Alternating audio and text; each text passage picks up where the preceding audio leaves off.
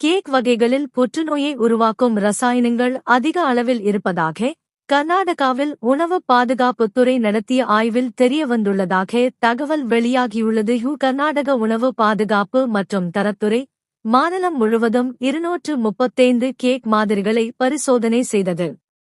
இதில் 12 மாதிரிகளில் புற்றுநோயை உண்டாக்கும் பொருட்கள் கண்டறியப்பட்டன.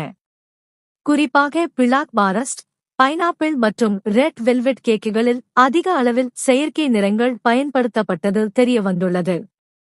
அலுரா red, sunset yellow, FCEF, ponceau 4R, tartrazine மற்றும் கார்மோசின் போன்ற ரசாயனக் கலவைகள் இந்த கேக்குகளில் அதிக அளவில் இருந்ததாகவும் இவை புற்றுநோயை உண்டாக்கும் ஆபத்தை அதிகரிப்பதாகவும் தெரிவிக்கப்பட்டுள்ளது.